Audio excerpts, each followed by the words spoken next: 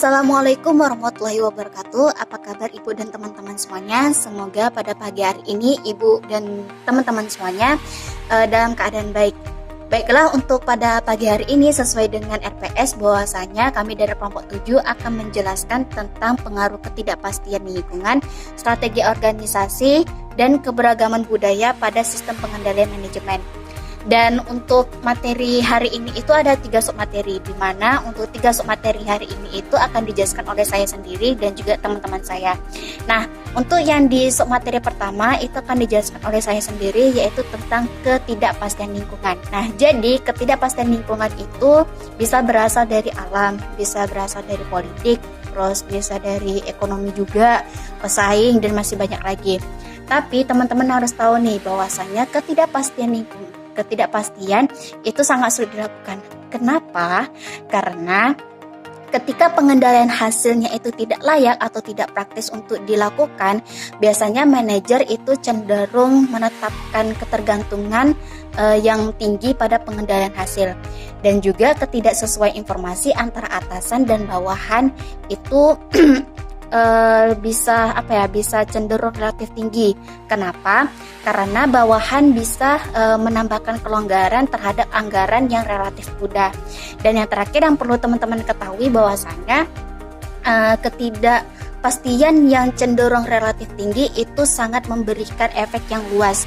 Itu bisa dari pola komunikasinya, bisa dari struktur organisasinya, dan terakhir itu bisa dari pengambilan keputusan maksudnya.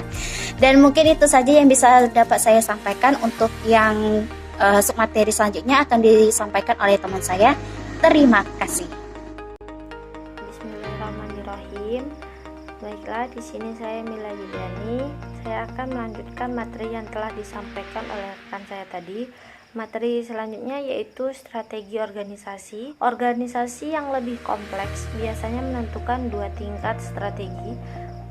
Strategi yang pertama yaitu strategi perusahaan, sering disebut strategi diversifikasi, dan strategi bisnis yang biasanya disebut unit bisnis strategis atau strategi bersaing. Nah, strategi perusahaan menentukan jenis bisnis yang ingin dimasuki dengan cara mengalokasikan sumber di antara bisnis-bisnis.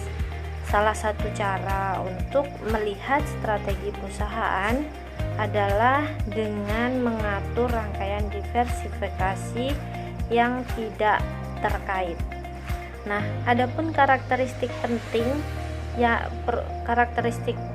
penting perusahaan yang melakukan diversifikasi ke bisnis terkait adalah saling ketergantungan yang tinggi antara unit-unit bisnis mereka. Selanjutnya yaitu strategi bisnis. Strategi bisnis sering kali disebut dengan strategi bersaing, yang mendefinisikan cara sebuah perusahaan atau entitas dalam perusahaan untuk memilih bersaing di industri dan mencoba untuk mencapai keunggulan kompetitif relatif terhadap pesaingnya. Nah, strategi literatur membedakan 2 strategi komparatif, yaitu kepemimpinan biaya dan diferensiasi. Strategi kepemimpinan biasanya melibatkan penyajian standar relatif. Sebuah strategi diferensiasi melibatkan penciptaan produk atau layanan unit menurut pelanggan dan berbeda dari yang ditawarkan pesaing. Terima kasih. Terima kasih kepada rekan-rekan saya yang sudah menjelaskan sebelumnya. Selanjutnya saya akan mencoba menjelaskan mengenai multinasionalitas. Nah, perusahaan multinasional yang beroperasi lebih dari satu negara harus memahami cara menyesuaikan praktik manajemen mereka, termasuk praktik pengendalian manajemen untuk pekerjaan mereka di setiap lokasi internasional. Nah, penyesuaian yang disebut ini seperti penyesuaian budaya nasional. Nah, budaya yang seperti apa? Contohnya selera orang, norma-norma, nilai-nilai, sikap sosial, prioritas pribadi, dan lain-lain. Nah, contohnya begini, misalnya kita membuka sebuah perusahaan di Arab Saudi. Nah, kita tahu di Arab Saudi itu budayanya adalah di saat waktu sholat sudah datang, maka mereka semua akan menghentikan semua pekerjaannya lalu pergi ke masjid untuk melaksanakan sholat. Nah, dari sini kita tahu bahwa di saat azan sudah berkumandang, perusahaan itu tidak boleh